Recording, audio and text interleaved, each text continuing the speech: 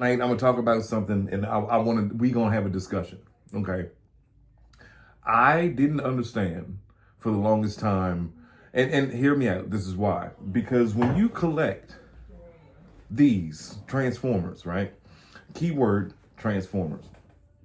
So then you start seeing more and more companies come out, these like Action Elite and Alpha Elite and the Flame Fury toys and Blockies and so forth and so on. At first, I really didn't get what the hype was. I understand Blockies can be fun, and this is now I'm talking before I actually bought a lot of them. Before I bought a few of them, let's take it back to 2 years ago. My son bought me a Flame Fury Megatron model kit, and I put it together. It was fun. It was different. He looked great. I made a couple stop motions with him, but I just felt like he didn't deserve to be with the rest of the gang.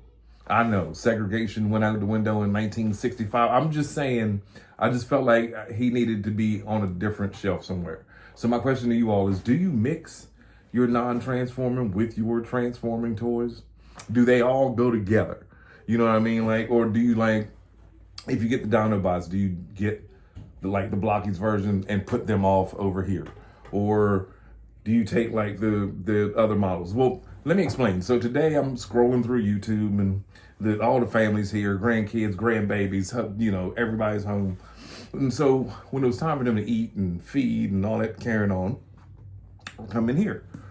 And I see a video that says 86 movie Galvatron revealed. I said, whoa, wait a minute. I heard that we were going to get another one. I thought that was a rumor. I know, Hot Rod is coming. I know we're supposed to get a new Rodimus. Fine. So I was like, oh boy. So I hurry up and click on the video and fast forward right to where I thought it was. And it's one of these Action Master Elite Alpha toys. And then I go down the comments, and everybody in the comment is like, oh, these are awesome. These are wonderful. I never realized how much of a pain it is to some people who collect Transformers to actually transform them. A lot of people say they buy them, take them out of the box, transform it once or twice, and then put it back in the box, and that's it. For me, I don't get it. I do keep all my boxes. They're all down there in a closet that's over here. I threw away a lot of them when I moved into this room because my older son had went to the military, and then he got married and had children and whatever. But this used to be his room. And like when I was moving everything in here, I was just like, wait a minute.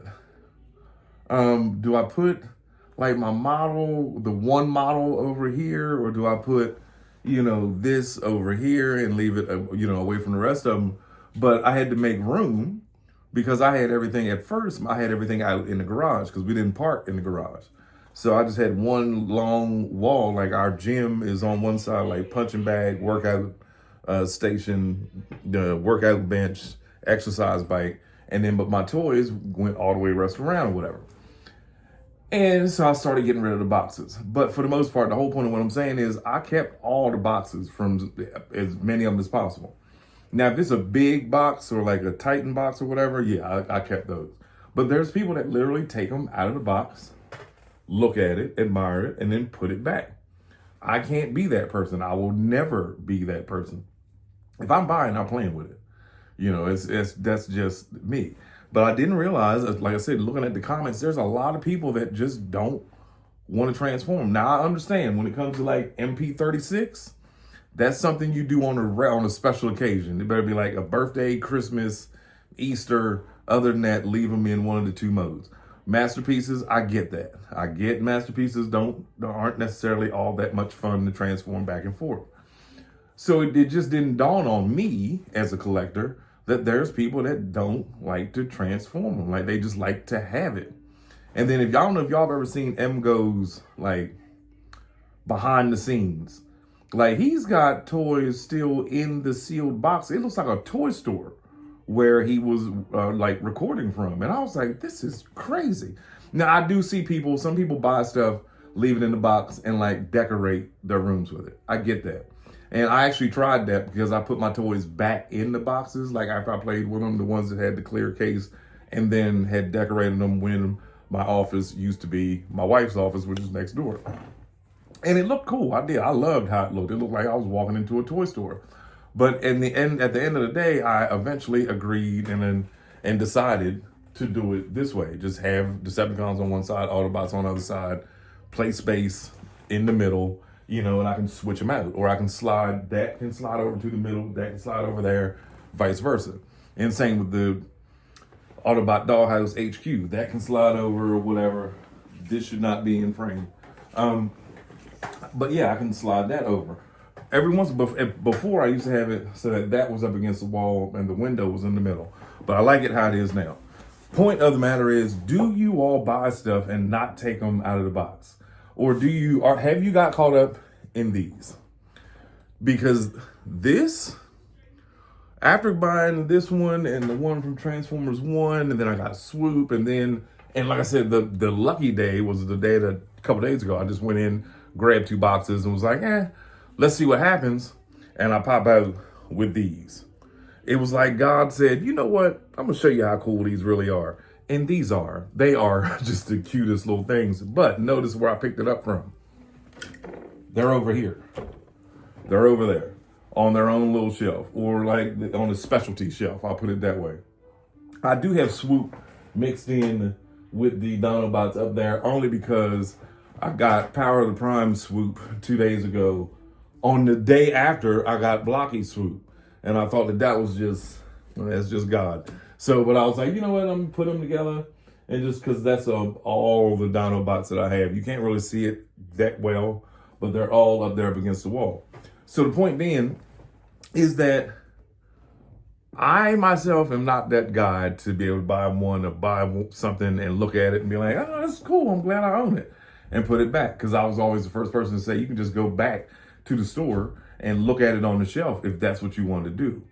But as for knowing that I have the figure, knowing that I can keep it to myself, knowing that I can do what I want with it or customize it. Oh, speaking of customizing, that Run Amok and Run About and Run Your Mouth video, Run Amok is actually a second Run Amok that I bought, and I just painted them black. But at the time, I had no idea about customizing toys, and I painted it with like this black nail polish. And over the course of time, it has chewed through the plastic. Like I can barely even transform it anymore without like the leg just falling off or the foot falling off. He's barely standing for that picture. But with all that being said, I'm just saying, and yes, I am going to order a new one or find another Runabout, or I could just get another Run Amok painted, whatever. And the other 86 Battle Chargers are coming.